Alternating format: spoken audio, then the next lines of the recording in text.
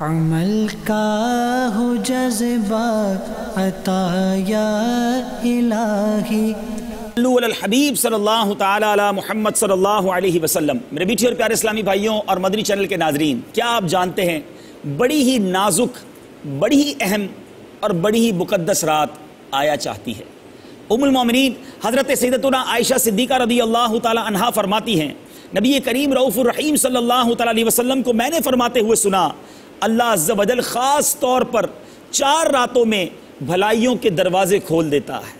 Number 1 Bakr عید کی رات، number 2 عید الفطر کی رات، نمبر 3 شعبان کی 15ویں رات کہ اس رات کے مرنے والوں کے نام اور لوگوں کا رزق اور اس سال حج کرنے والوں کے نام لکھے جاتے ہیں، اور نمبر 4 عرفہ کی یعنی 8 اور 9 ذوالحجہ کی درمیانی رات آذان فجر تک۔ اے میرے میٹھے اسلامی بھائیوں ذرا غور کیجئے، 15 شعبان المعظم کی رات کس قدر نازک ہے، نہ جانے کس کی قسمت میں کیا لکھ دیا جائے۔ بعض اوقات بندہ غفلت میں پڑا رہ جاتا ہے اور اس کے بارے میں کچھ کا کچھ ہو جاتا ہے۔ غنیت الطالبین میں ہے، بہت سے کفن دھل کر تیار رکھے ہوتے ہیں مگر کفن پہننے والے بازاروں میں گھوم پھر رہے ہوتے ہیں۔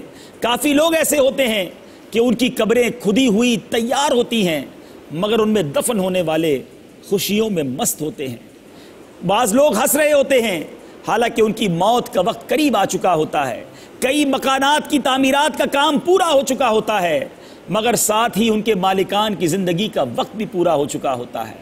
آگاہ اپنی موت سے کوئی بشر نہیں، سامان 100 برس کا ہے پل کی خبر نہیں۔ اے میرے میٹھے اور پیارے اسلامی بھائیوں، توبہ کیجئے، اللہ رب العزت کی بارگاہ میں گر گڑا کر دعائیں کیجئے اور بالخصوص شب برات خوب عبادت میں گزاریے۔ دعوت اسلامی کے تحت ہونے والے سنتوں پر اجتماعات میں دنیا بھر میں شامل ہو جائیے۔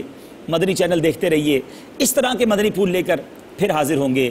صلو علی الحبیب صلی اللہ تعالی علی محمد صلی اللہ علیہ وسلم۔ صلو علی الحبیب صلی اللہ تعالی علی محمد۔ مجھے اپنی اور ساری دنیا کے لوگوں کی اصلاح کی کوشش کرنی ہے انشاءاللہ۔